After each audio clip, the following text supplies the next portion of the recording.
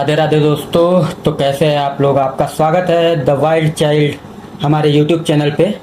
तो आपका भाई निकल चुका है एक बहुत लंबी राइड पे। एक्चुअल में मैं 2-3 साल से राइडिंग कर रहा हूँ। अभी मेरी ये फर्स्ट लॉन्ग राइड है।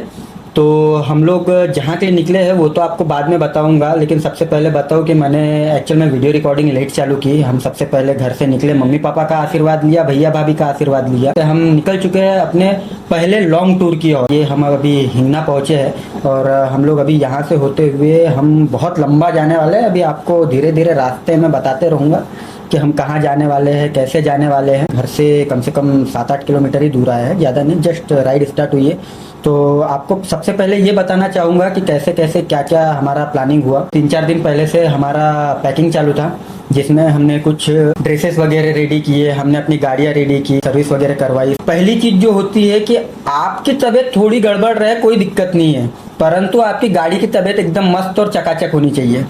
तो आज सवेरे मॉर्निंग में हम लोग वैसे तो 5 बजे निकलने वाले थे, बट प्रोग्राम में चेंज आ गया क्योंकि अचानक से सवेरे सवेरे बरसात लग गई।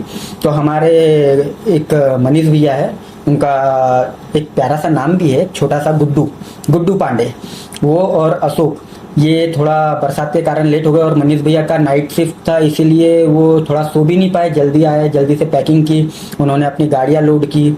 उसके बाद बरसात लगने के कारण वो लोग हो गए लेट। तो अभी टाइम 7 साढ़े 7 के आसपास हो रहा है, हम लोग घर से निकल चुके हैं। ऑलमोस्ट हिंगना क्रॉस करने के बाद में हम लोग जो रास्ता पकड़ेंगे वो है झिल्पी वाला। तो ये रास्ते पे ये हमारे एडमिन जी है, ये जो हमसे आगे निकले हैं, हमारे ग्रुप के एडमिन है, शुभम भाई है। ये हमको यहाँ तक के छोड़ने आए थे, बाय बाय करने, सी यू सून, अच्छे से जाओ, राइड अच्छे से करो, ये थोड़ा सा ज्ञान पेला। एडमिन ये क्या करे, सुनना पड़ता है। भले हमारा एडमिन भड़वा है, उससे कोई लेना देना नहीं है ना। वैसे हम बहुत प्यार करते हैं अपने एडमिन से। तो ये हम जो रोड लगे हैं ये झिल्पी रोड है। ये आगे ले जा करके यहाँ से कम ऑलमोस्ट 50-60 किलोमीटर चलने के बाद हमें वर्धा मिलेगा। ये अंदर वाला रास्ता है, ये हमारा एक बुट्टीबुरी के तरफ से हाईवे भी जाता है, बट कोई बात नहीं, हम लोग यहाँ पीछे से जाएंगे। क्योंकि अब मैं आपको मेन रीज़न बताता हूँ हमारे पीछे से जाने का। आगे ये जो रास्ता जाएगा वर्धा निकलेगा, इसके पहले हमको एक गांव मिलेगा मोहगांव करके। मोहगांव के आगे एक झिल्पी है, झिल्पी लेक है ना, वो है। वहाँ पे भी गणपति जी का मंदिर है। तो मोस्ट ऑफ द टाइम हम लोग कैसा है, वर्धा जाने के लिए ये रास्ता इसलिए प्रेफर करते हैं, पीछे पीछे से हमको शॉर्टकट पड़ जाता है। टोल जो है, टोल वगैरह से वैसे हमारे बाइक का कोई लेना देना नहीं है, कैसा है वो थोड़ा सा ज्यादा घूम के जाना पड़ता है हमको। बुट्टी बोरी कम से कम ऑलमोस्ट 25 किलोमीटर्स पड़ता है, और हम 25 किलोमीटर्स में 15 किलोमीटर हमको झिल्पी पड़ता है। झिल्पी से हम आगे पहुंच जाएंगे ऑलमोस्ट।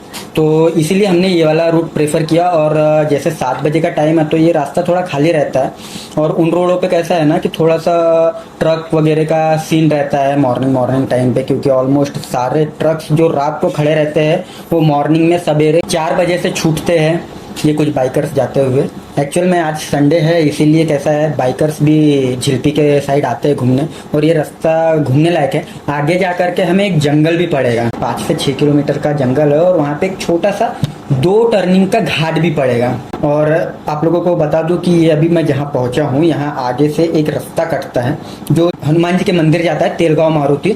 और उसके आगे भी बहुत देखने लायक जगह है, खूबसूरती। और वहाँ पे ऑफ रोडिंग के लिए भी बहुत अच्छी जगह है, एक पहाड़ है, वहाँ पे आप ऑफ रोडिंग कर सकते हैं अपनी बाइक से, या फिर 4x4 गाड़ी हो अगर आपके पास तो उससे आप ऑफ रोडिंग कर सकते हैं। हम लोग सबसे पहले हमारी डेस्टिनेशन रहेगी कड़म के गणपति जी। कड़म के गणपति जी यानी यहाँ से ऑलमोस्ट हमको पड़ेगा 100 किलोमीटर आएगा कड़म।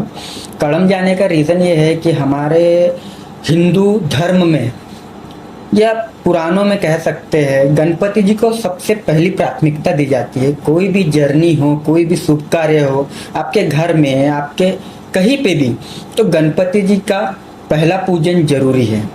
जब तक कि आप गणपति जी का आह्वान नहीं करेंगे, जब तक कि आपके काम में सक्सेस मिलना ना के बराबर माना जाता है। हम लोग महाराष्ट्र के 3 ज्योतिर्लिंग जो शंकर जी को समर्पित है, ये 3 ज्योतिर्लिंग और बीच बीच में आने वाले सारे डेस्टिनेशन हम कवर करेंगे। हमारा एक छोटा सा महाराष्ट्र टूर है। आगे अब आपको जो बता रहा था वो बता दूं कि हम लोग यहाँ से कड़म जाएंगे। कड़म में गणपति जी के दर्शन करेंगे, और उस मंदिर की कुछ मान्यताएं हैं। वो मान्यताएं ऐसी है कि गणपति जी जो है भूमि से निकले हैं स्वयं, यानी किसी ने क्या बोलते हैं उनको स्थापित नहीं किया है, कोई मूर्ति नहीं बिठाई गई है वहाँ पे। गणेश भगवान खुद वहाँ से प्रकट हुए हैं। दूसरी चीज ये कि वो मूर्ति 4 मुखी मूर्ति है, गणपति जी के 4 मुख है उसको।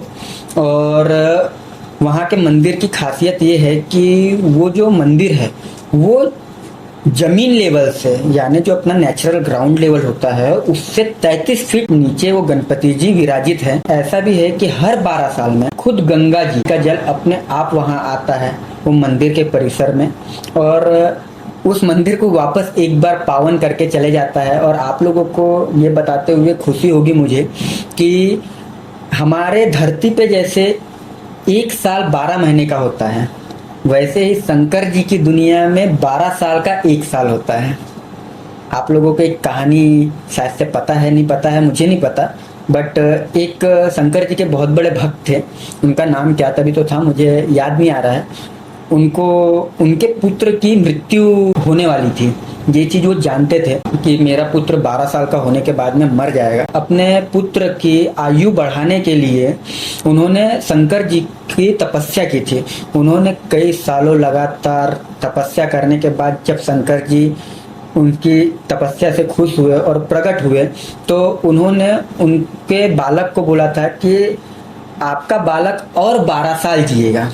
तो बालक धीरे धीरे बड़ा हुआ, वो 12 साल की आयु में मरने वाला था, परंतु 12 साल और ज़्यादा बढ़ा करके मिला।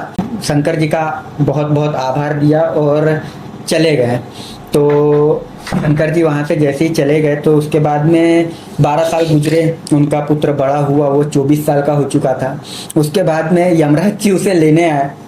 यमराज जी के आने के बाद में जैसे ही अपना फांस फेंका उसके प्राण हरने के लिए, तो वो उसके प्राण ही नहीं ले पाए वो। उसके पीछे रीजन ये था, फिर वो क्या बोलते हैं शंकर जी वहां पे फिर प्रकट हुए और उन्होंने क्या बोलते हैं यमराज जी को बताया, मैंने अपने लोग के हिसाब से 12 साल कहे थे, तो मेरे यहाँ पे जब 12 साल का 1 साल होता है तो तुम 12 के हिसाब से उसको मल्टीप्लिकेशन कर दो कि कितने साल वो पुत्र यानी जो बालक है वो जिएगा। तो 12 12 144 साल की आयु, बोले 144 साल बाद आना है इसके प्राण हरने के लिए, जब तुम्हें इसके प्राण मिलेंगे। तो ऐसी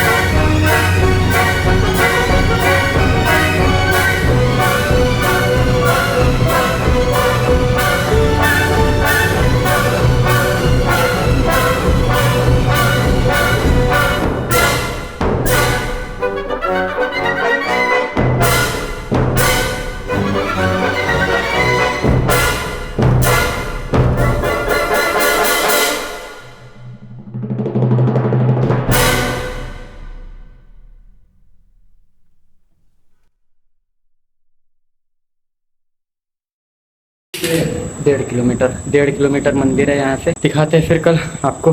चलो राइडिंग जैकेट राइडिंग पैंट निकाल करके पहले आराम से नहाते हैं। नहाने के बाद देखते हैं आगे क्या करना है क्या नहीं करना है। चलो कुछ थोड़े से व्यूज दिखाते हैं